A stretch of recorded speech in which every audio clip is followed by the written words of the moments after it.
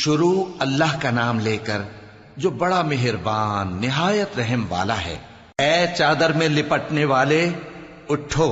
اب خبردار کرنے لگو اور اپنے پروردگار کی بڑائی بیان کرو، اور اپنے کپڑے پاک رکھو اور شرک کی گندگی سے تو الگ ہی رہو،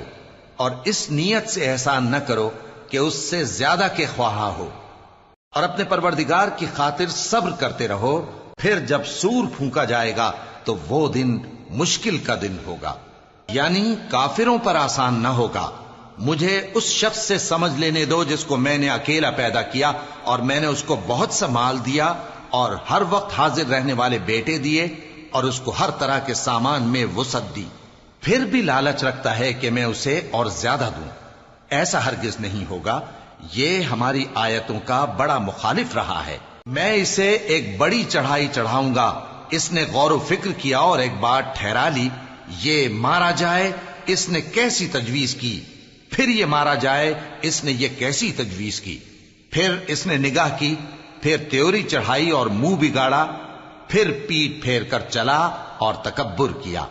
پھر کہنے لگا یہ تو جادو ہے جو پہلے لوگوں سے برابر ہوتا آیا ہے، پھر بولا یہ اللہ کا کلام نہیں بلکہ بشر کا کلام ہے، میں ان قریب اس کو سقر میں داخل کروں گا، اور تم کیا سمجھے کہ سقر کیا ہے؟ وہ ایسی آگ ہے کہ نہ باقی رکھے گی اور نہ چھوڑے گی، اور بدن کو جھلس کر سیاہ کر دے گی۔ اس پر 19 داروغہ ہیں، اور ہم نے دوزخ کے داروغہ فرشتے ہی بنائے ہیں، اور ان کا شمار کافروں کی آزمائش کے لیے مقرر کیا ہے،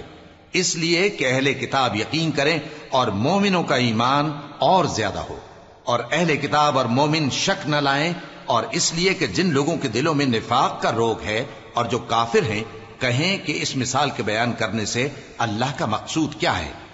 اسی طرح اللہ جس کو چاہتا ہے گمراہ رہنے دیتا ہے اور جس کو چاہتا ہے ہدایت دیتا ہے، اور تمہارے پروردگار کے لشکروں کو اس کے سوا کوئی نہیں جانتا، اور یہ قرآن تو بنی آدم کے لیے نصیحت ہے۔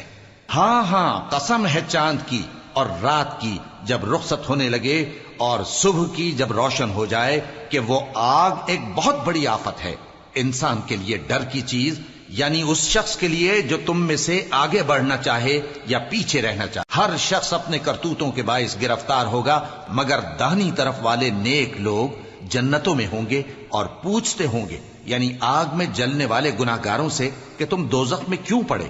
وہ جواب دیں گے کہ ہم نمازیوں میں شامل نہ ہوئے، اور نہ ہم فقیروں کو کھانا کھلاتے تھے، اور ہم بحث کرنے والوں کے ساتھ مل کر بحث کرتے تھے،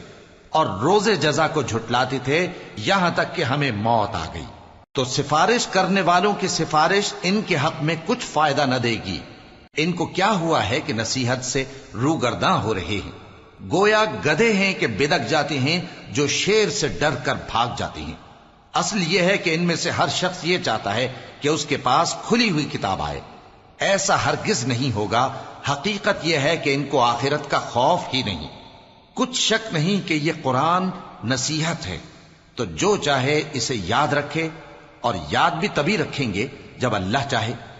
وہی اس لائق ہے کہ اس سے ڈرا جائے، اور وہی معاف کرنے والا ہے۔